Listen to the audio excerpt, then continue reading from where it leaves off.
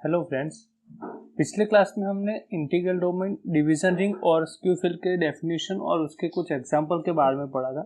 इस क्लास में हम थ्योरम के बारे में बात करेंगे जो कि फील्ड इंटीग्रल डोमेन को एक साथ रिलेट करते हैं और साथ ही साथ डिवीजन रिंग को भी। सो हमारा फर्स्ट यहाँ पे थ्योरम या फिर फर्स्ट क्वेश्चन है वो ये है कि every field is an integral domain. Every field is an integral domain. ठीक है, ये हमें अब प्रूव करना है। तो देखिए यहाँ पे क्या दिया है वो हम पहले समझ लेते हैं, फिर हम क्या प्रूव करने वाले उसको समझेंगे। देखिए हमें क्या दिया है कि मान लीजिए कि let R plus dot be a field. ठीक है, अब हम यहाँ पे फील्ड की डेफिनेशन को समझे कि फील्ड में क्या क्या होता है। तो पिछले क्लास में हमने देखा था, तो उसके पास कुछ तीन प्रॉपर्टी होगी। फर्स्ट प्रॉपर्टी क्या थी कि अगर फील्ड है तो दो प्रॉपर्टी होगी उसके पास। फील्ड है तो उसके पास यूनिटी एलिमेंट होगा, तो it has unity element. So it has unity element. और अगर हम दूसरी बात करें कि every non zero element, every non zero element possesses multiplicative inverse. ये दो प्रॉपर्टी बाय डिफॉल्ट अगर हम लेके चले हैं कि अगर वो फील्ड है तो फिर उसके पास होगा। ठीक है, हमें यहाँ पे प्रूव क्या करना है, to prove R plus dot is integral domain. Now integral domain जो है उसके पास क्या प्रॉपर्टी होती है उसको हम समझ लेते हैं कि उसके पास तीन प्रॉपर्टीज होती है। कौन सी? It has unity element, it has unity element. Second property है क्या? It is commutative.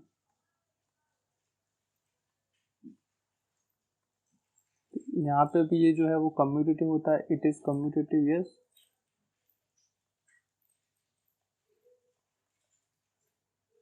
और जो थर्ड प्रॉपर्टी है वो क्या है कि it is without zero device.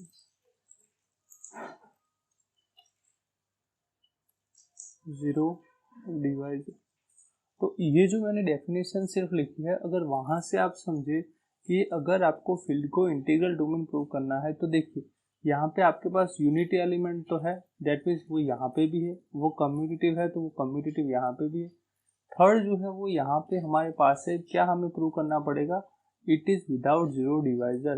That means कि इफ, इसका मतलब क्या होता है, if a into B equal to zero then either a equal to zero और b equal to zero for all a b belongs to क्या हो जाएगा, रिंग आर। तो ये जो थर्ड प्रॉपर्टी है उसको हमें प्रूव करना पड़ेगा। बाकी दो प्रॉपर्टी तो होल्ड कर रहा है, ये जो प्रॉपर्टी वो फील्ड के पास एक्स्ट्रा है उसी का हम हेल्प करें, उसी की हेल्प से हम करेंगे। ठीक है, चलिए तो हमें आइडिया हो गया कि हमें क्या करना है, it is without zero divisor. So लेते चलते नाउ लेट लेट तो थर्ड प्रॉपर्टी जो हमें प्रूव करनी है उसके लिए हम लेके चलते let a and b be element of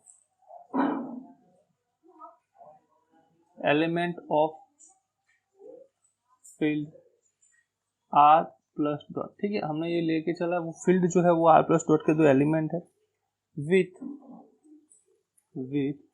A is not equal to zero and such that a into B this is equal to zero. ठीक है, ये है a not equal to zero और ए और बी का multiplication क्या है, zero.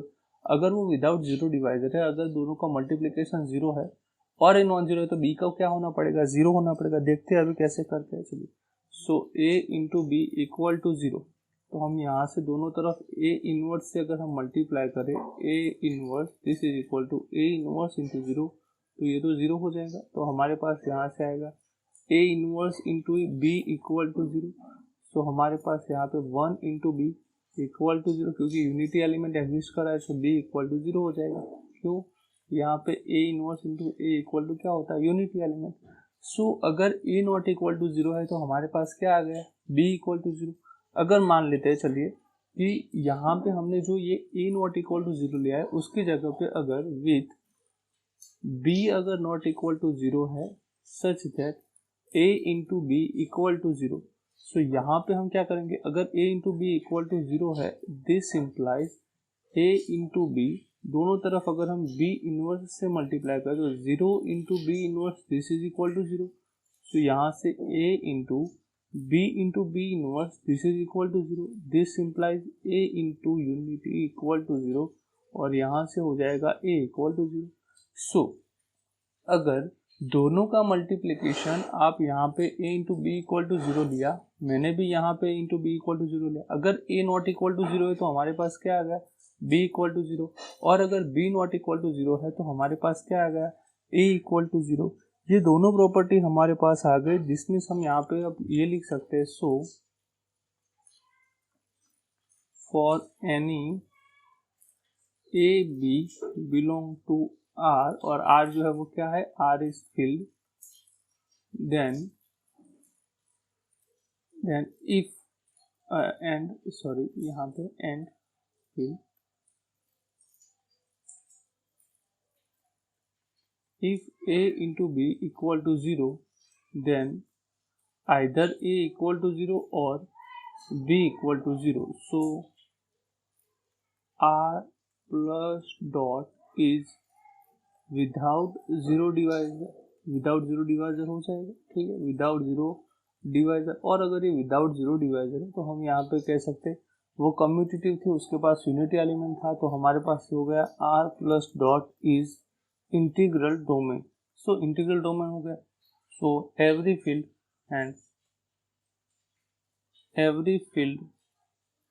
Is an integral domain. So her field जो होती है वो क्या हो गई हमारे पास यहाँ से इंटीग्रल डोमेन हो गया। नाउ ये जो पूरा हमने प्रूव किया उसमें हमने ये सिर्फ किया कि फील्ड जो है वो इंटीग्रल डोमेन हो जाएगा। कैसे प्रूव किया है वो भी हमने समझा, सिर्फ और सिर्फ एक प्रॉपर्टी को प्रूव करना था, वो हमने यहाँ पे कर दिया।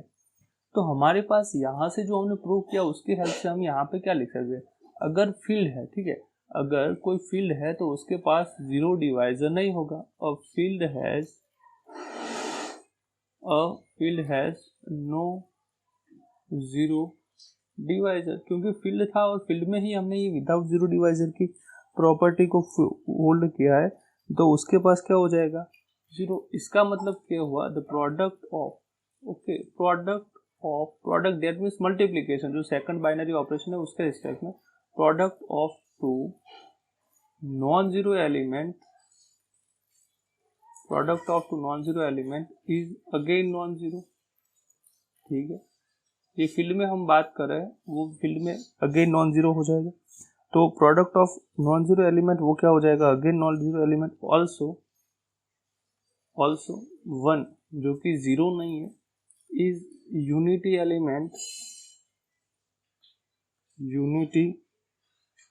एलिमेंट ऑफ मल्टीप्लिकेशन, ठीक है।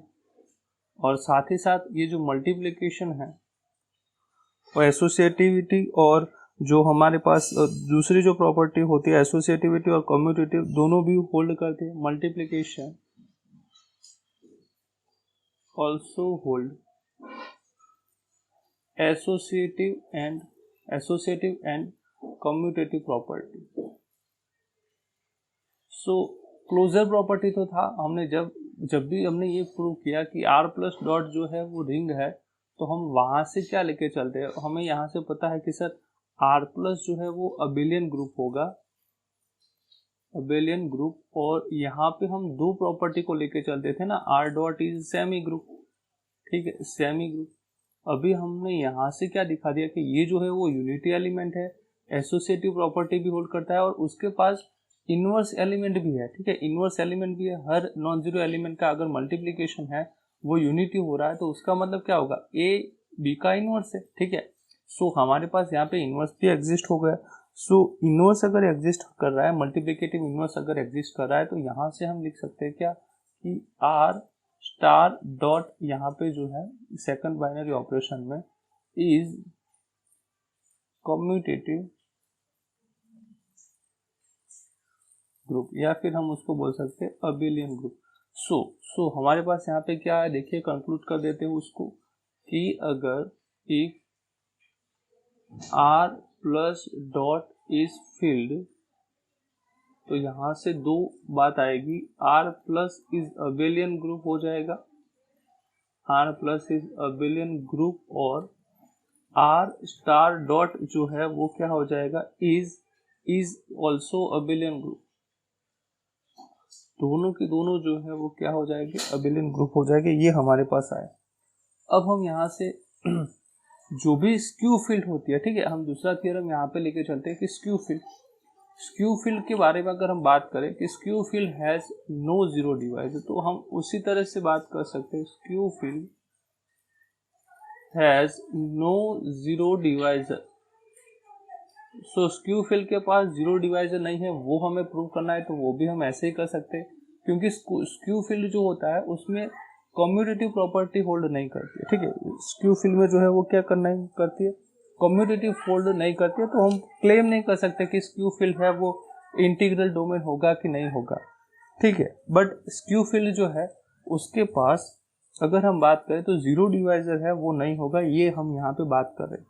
तो देखते हैं कि मान लेके चलते हैं, चलिए, so let R plus dot is skew field या फिर S फील्ड है, ठीक है।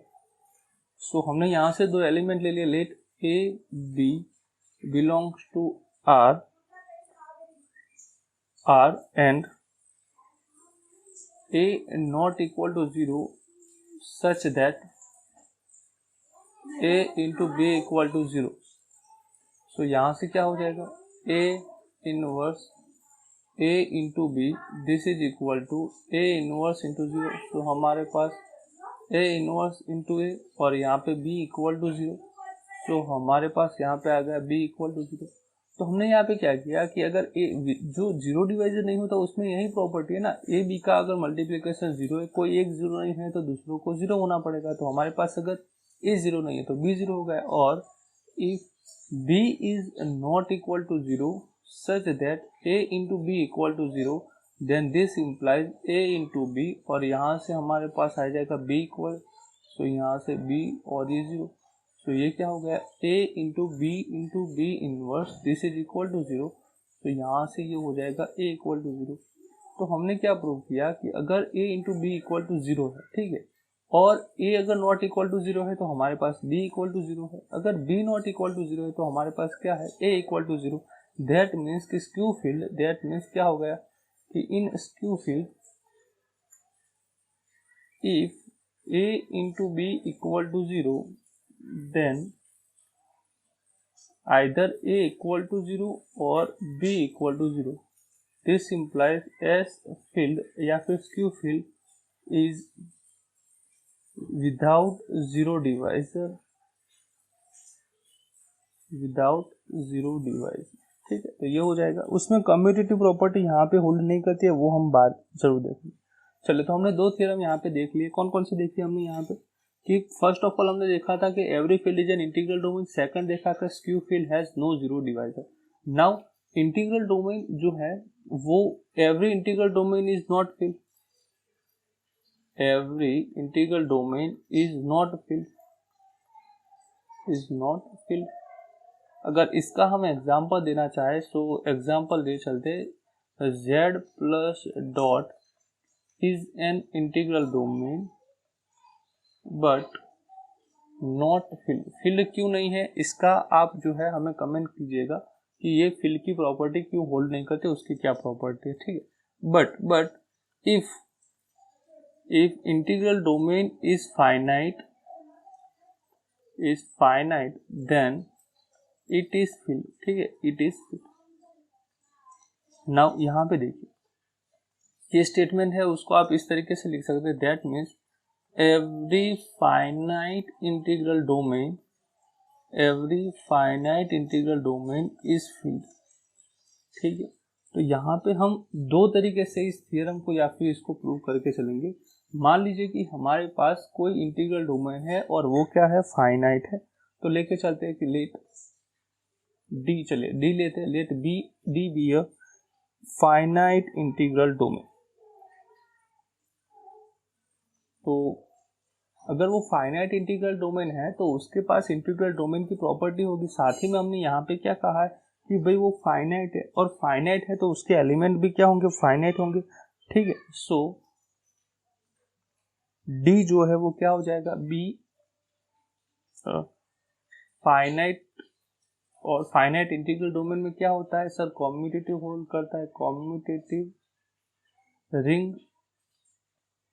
विदाउट जीरो डिवाइजर, ठीक है, जीरो डिवाइजर। सो हमने जैसे पिछले क्लास में कहा था कि इंटीग्रल डोमेन में दो डेफिनेशंस को लेके चलते हैं। कौन कौन सी दो डेफिनेशन है सर, उसमें तीन प्रॉपर्टी थी, एक था कॉम्यूटेटिव, दूसरा था उसके पास यूनिटी एलिमेंट होना चाहिए, और थर्ड था कि विदाउट जीरो डिवाइजर, ठीक है। मैंने यहाँ पे थोड़ा सा ऐसे लिख दिया विदाउट जीरो डिवाइजर। बट कुछ लोग जो है वो यहाँ पे ये यूनिटी वाली जो प्रॉपर्टी है उसको क्लेम करके नहीं चलते, वो सिर्फ फर्स्ट और यहाँ पे जो थर्ड है उसी को लेके चलते। तो हम यहाँ पे प्रूफ इस तरीके से करेंगे कि दोनों जो डेफिनेशन है उसको हम साथ लेके चले, ठीक है। तो अगर आप यूनिटी को लेके चलते हैं तो आपकी प्रूफ जो है वो छोटी हो जाएगी। अगर आप यूनिटी को लेके नहीं चलते तो सबसे पहले आपको ये दिखाना पड़ेगा कि यूनिटी एलिमेंट जो है वो यहाँ पे हमारा डी जो इंटीग्रल डोमेन है उसमें लाई करता है, ठीक है। अगर यूनिटी लेके चलते हैं तो उसमें दिखाने की कोई ज़रूरत नहीं है। सो अगर हम यहाँ पे मान लेते हैं क्या कि अगर यूनिटी एलिमेंट उसमें नहीं है, सेकंड को अगर नहीं लेते, तो मैं यहाँ पे अभी ये जो लिखूंगा वो इनके लिए है कि जो लोग यूनिटी को नहीं लेके चल रहे हैं, ठीक है। चलिए तो यहाँ पे पूरा ब्लू से हम लिखेंगे। तो हमें यहाँ से क्या प्रूव करना पड़ेगा, इस थ्योरम को प्रूव करने के लिए, to prove D is field, field है तो फील्ड में क्या होता है, हर फील्ड जो है उसकी हमें पता है सर वो कम्यूटेटिव होता है, उसकी जो तीन प्रॉपर्टी है वो बार बार लिखेंगे ताकि हम याद, उसके पास यूनिटी एलिमेंट हो जाएगा और उसके पास क्या हो जाएगा, multiplicative inverse, multiplicative inverse, inverse for all non zero element, her non zero element के लिए ये तो होल्ड करेगा, ठीक है। अब हम यहाँ पे देखिए कॉम्यूटेटिव तो यहाँ पे भी होल्ड कर रहा है, यूनिटी एलिमेंट यहाँ पे है या नहीं, अगर हम नहीं लेके चले तो हमें यहाँ पे ये जो है वो प्रूव करना पड़ेगा, और साथ ही में जो थर्ड प्रॉपर्टी है वो भी प्रूव करनी पड़ेगी। अगर आप यूनिटी लेके चले तो सेकंड प्रूव करने की जरूरत नहीं। तो हम फर्स्ट ऑफ ऑल ये प्रूव करेंगे, क्या प्रूव करेंगे, जो फील्ड जो है देयर एग्जिस्ट, यहाँ पे हम प्रूव करेंगे we must show that one belongs to D, ठीक है, one belongs to D prove करेंगे सच दैट जो कैसा होगा, one into a this is equal to a into one this is equal to a for all a, हर a के लिए ये होल्ड करना पड़ेगा, ठीक है। और उसके बाद हम प्रूव करेंगे कौन सा वाला कि मल्टीप्लिकेटिव इनवर्स है। तो ये हमारे पास यहाँ पे ये जो दो थियरम है वो दो पार्ट, ये जो थियरम है वो दो पार्ट में फर्स्ट ऑफ ऑल ये करेंगे और उसके बाद ये करेंगे कि for every a not equal to 0 belongs to D, there exists an element B belongs to D such that A into B equal to क्या हो जाएगा 1, या फिर B into A equal to 1, हम ऐसे भी लिख सकते हैं B into A equal to 1, ठीक है।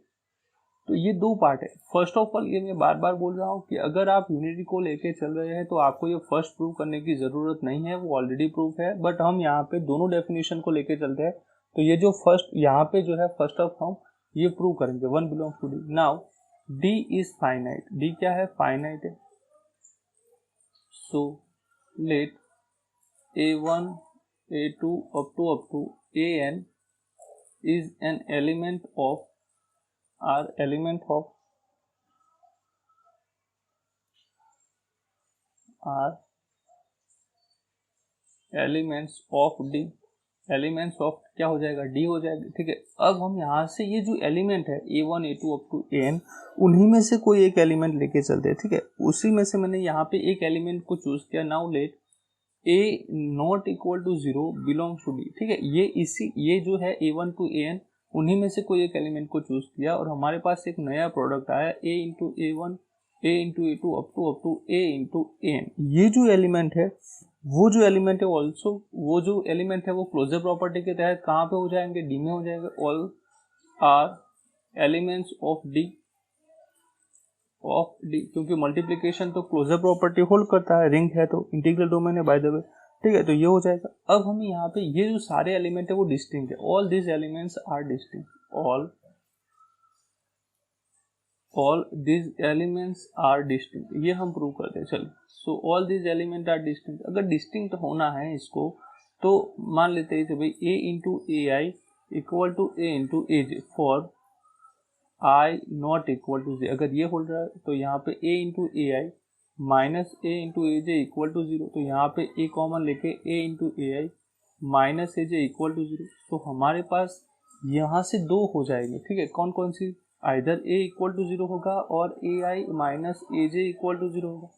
ये क्यों हुआ, क्योंकि हमारे पास ये जो d है वो क्या है, d is an integral domain, तो उसके पास विदाउट जीरो डिवाइजर होगा, तो either a equal to zero और ए आई इक्वल, बट यहाँ पे a जो है वो हमने कैसा लिया है, नॉन जीरो लिया है, तो यहाँ पे नॉट इक्वल टू जीरो।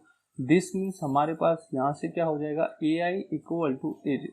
सो ये जो सारे एलिमेंट है वो क्या है, डिस्टिंक्ट एलिमेंट है, वो हमने प्रूव कर लिया।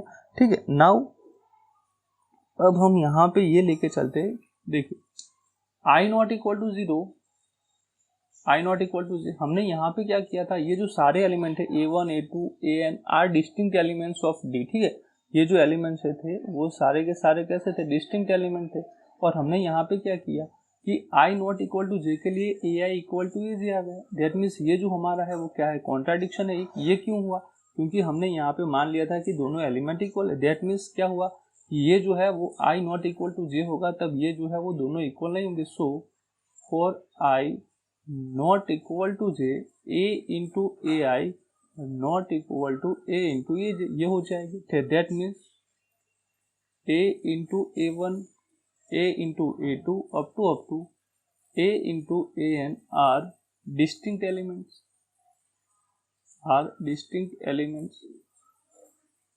of D। ठीक है, नाउ हमने ये प्रूव कर लिया।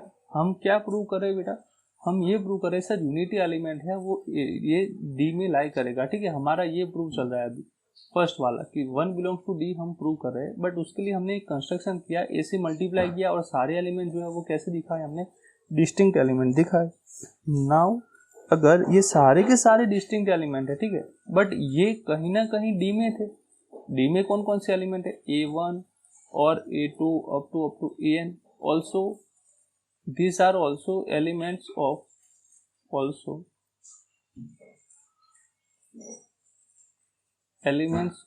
D। और हमने जब a not equal to zero लिया था वो भी कहाँ से लिया था, D में से लिया था। देखिए D के पास n फाइनाइट एलिमेंट्स है, ठीक है, n ही एलिमेंट्स है, और ये भी D में है, ये सब जो है वो भी D में है। दैट मीन्स यहाँ पे ये जो प्रोडक्ट है कोई ना कोई प्रोडक्ट a के इक्वल आएगा, क्योंकि a not equal to zero लिया है। So there exist an element, one of this element, ठीक है, so one of this elements must equal to a। सो यहाँ से मान लीजिए a इंटू कोई एलिमेंट है c, ठीक है, एलिमेंट c है जिसके इक्वल, अभी यहाँ पे कंफ्यूज मत होइए, मान लीजिए यहाँ पे कोई a इंटू ए आई है, a इंटू ए जे है जिसके इक्वल a है, तो हमने ये ए जे है उसको क्या बोल दिया, c बोल दिया, तो a into C equal to a हो जाएगा। a not equal to zero belongs to d है, अगर वो इसी में से कोई एक एलिमेंट है तो यहाँ पे किसी न किसी एलिमेंट के इक्वल तो a को होना पड़ेगा। तो हमने क्या कहा, a into A J equal to a, और ए जे जो है उसको अगर हम c ले ले तो हमारे पास क्या हो जाएगा, a into C equal to a। सो यहाँ पे ये जो है c कहाँ से है, एलिमेंट d में से है, तो कोई ना कोई एक element one of this must be equal to a। So there exist c belongs to d such that a into C equal to क्या हो जाएगा, हमारे पास a हो जाएगा। नाउ ये जो हमने प्रूव किया है वो इस तरीके से भी लिख सकते हैं, c इंटू a, ठीक है, c इंटू a, क्योंकि हमारे पास यहाँ पे जो है वो क्या है, इंटीग्रल डोमेन है, तो वो कम्यूटेटिव होती है, तो यहाँ पे हम ये लिख सकते हैं। तो अब हम यहाँ पे ये जो c है उसको हम प्रूव करेंगे आइडेंटिटी एलिमेंट फॉर, तो ये जो है now we shall show that c is multiplicative identity, क्योंकि हमें फाइंड तो मल्टीप्लिकेटिव आइडेंटिटी को ही करना है, मल्टीप्लिकेटिव आइडेंटिटी। तो उसके लिए हमें क्या करना पड़ेगा कि कोई भी एलिमेंट अगर डी में से आए उसका अगर हम मल्टीप्लिकेशन करें सी के साथ तो वो जो है वो क्या हो जाएगा, जो एलिमेंट है वो इटसेल्फ हो जाएगा। नाउ हम यहाँ पे लेके चलते let y belongs to d, देखिए y d के बिलोंग्स है तो दैट मीन्स y ये जो मैंने स्क्वायर किया है उसी में से किसी एक एलिमेंट की तरफ से दिखा दोगा। सो y इज इक्वल टू हमारे पास क्या हो जाएगा a इंटू एक्स, या फिर हम इसको x इंटू ए भी लिख सकते हैं बिलोंग्स टू d, जो हमने यहाँ पे स्क्वायर किया है उसके रिस्पेक्टिवली चलते। सो अगर y हमारा एलिमेंट है तो वो किसी ना किसी एलिमेंट x है या फिर ax की तरह से दिखेगा। नाउ अगर c हमारा आइडेंटिटी एलिमेंट है मल्टीप्लिकेशन में तो हमारे पास c इंटू वाई क्या होना चाहिए, c y होना चाहिए। तो देखते हैं चलिए c y, अब हमारे पास यहाँ पे देखिए दो डेफिनेशन है y के लिए, a इंटू एक्स और x इंटू ए, बट हम यहाँ से देखें तो हमारे पास c इंटू ए जो है वो a इटसेल्फ हो रहा है, ठीक है। तो हम यहाँ पे c की जो डेफिनेशन है a के साथ मल्टीप्लिकेशन, तो हम y की जगह पे a इंटू एक्स लिखेंगे, तो ये हो जाएगा c into A into x. Now c into a क्या है हमारे पास सर, ऊपर से a है into x, now a into x को तो हमने y बोला, सो हमारे पास c इंटू वाई क्या हो जाएगा y। नाउ अगर हम y इंटू सी को लेके चले तो y, c अभी पीछे है, देखिए c पीछे है तो हम यहाँ पे ये जो है a इंटू सी वाली ये डेफिनेशन प्रूव करेंगे। तो हम यहाँ पे x इंटू ए इंटू सी लिखेंगे तो ये हो जाएगा x into A into C, so this is x into A, so this is y। So हमारे पास क्या आ गया कि c जो है एलिमेंट उसके लिए अगर किसी भी y बिलोंग्स टू d को c से मल्टीप्लाई करते हैं तो y इटसेल्फ आ रहा है। सो thus y into c equal to y, this is equal to c into y for all y belongs to d, that means c is multiplicative identity, multiplicative identity. तो ये जो proof थी वो हमने यहाँ पे क्या लेके चले कि c जो है वो मल्टीप्लिकेटिव आइडेंटिटी है, तो वो जो आइडेंटिटी एलिमेंट होता है मल्टीप्लिकेशन में उसको तो हम 1 से डिनोट करते हैं। So 1 equal to c is unity element, और वो जो है इन डी में है, ठीक है। अब हमने यहाँ पे जो है फर्स्ट फेज जो है वो प्रूव कर दिया, ठीक है। देखिए हमने यहाँ पे 1 बिलोंग्स टू डी अगर हमें प्रूव करना था तो वो हमने प्रूव कर दिया। अगर कोई बच्चा यूनिटी एलिमेंट को लेके चलता है तो उसको ये सारी प्रूफ लिखने की जरूरत नहीं है, उसको यहाँ पे जो सेकंड डॉट है वो लिखना पड़ेगा। अब हमें क्या प्रूव करना है सेकंड डॉट में, for every A not equal to 0 belongs to D, उसका जो मल्टीप्लिकेटिव इनवर्स है वो एग्जिस्ट करेगा। नाउ अब हम यहाँ पे लेके चलते, देखिए जो अब यहाँ देखिए अगर 1 बिलोंग्स टू डी करता है तो ये जो हमने एलिमेंट्स लिखे हैं यहाँ पे उसी में से किसी एक ना एक को तो 1 के इक्वल होना पड़ेगा, क्योंकि 1 भी डी में है और ये सारे n एलिमेंट है। सो अगर n ही एलिमेंट है तो उसमें से किसी एक ना एक को तो होना पड़ेगा। Now a into a1, a into a2 up to a into an belongs to d, also 1 belongs to d, और हमारे पास 1 बिलोंग्स टू भी d है, 1 इक्वल टू c, ठीक है। नाउ यहाँ पे ये अगर d में है और 1 भी d में है, सो वन ऑफ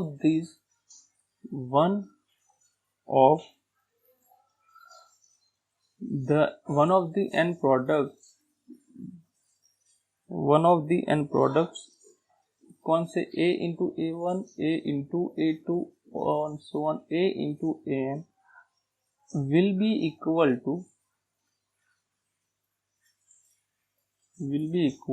1, तो 1 को इक्वल पड़ेगा। दैट मीन्स सो ये जो है वो इस तरीके से होगा। So a into A I equal to 1 किसी न किसी के लिए।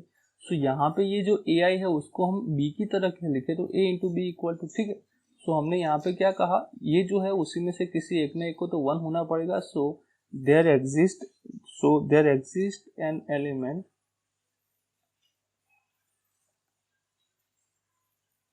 d belongs to d such that a into b equal to 1 और कम्यूटेटिव होल्ड करता है। सो d हैज मल्टीप्लिकेटिव,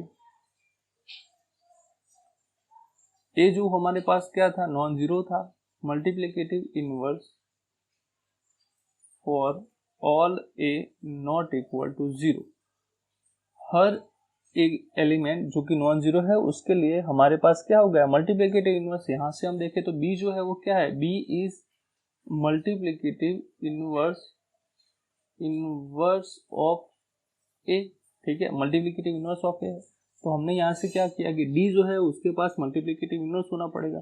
तो हमने यहाँ पे जो दो क्लेम किए थे कि उसके पास दो प्रॉपर्टी होनी चाहिए, कौन सी, यूनिटी एलिमेंट होना चाहिए और हर एक नॉन जीरो के लिए मल्टीप्लिकेटिव इनवर्स होना चाहिए। तो हमने यहाँ से प्रूव कर लिया।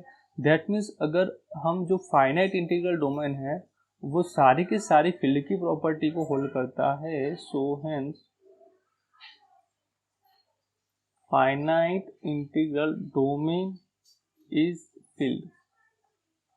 ठीक है, अगर फाइनाइट है, इंटीग्रल डोमेन है, तो वो फील्ड हो जाएगा। तो हमने यहाँ से ये प्रूव कर लिया। ऑल्सो आप ये भी प्रूव कर सकते हैं कि अगर वो फाइनाइट फील्ड जो है वो डिवीजन रिंग तो होता ही है, तो फाइनाइट इंटीग्रल डोमेन जो है वो आप प्रूव कर सकते हैं कि वो डिवीजन रिंग भी हो जाएगा। ठीक है, चलिए तो यहाँ तक रखते हैं इस क्लास लेक्चर को। आई होप आपको अच्छा लगा होगा। अगर अच्छा लगा हो तो एक बार लाइक जरूर कर दीजिएगा, अपने दोस्तों के साथ शेयर कीजिए और अगर आप हमारे यूट्यूब चैनल पर नए हो तो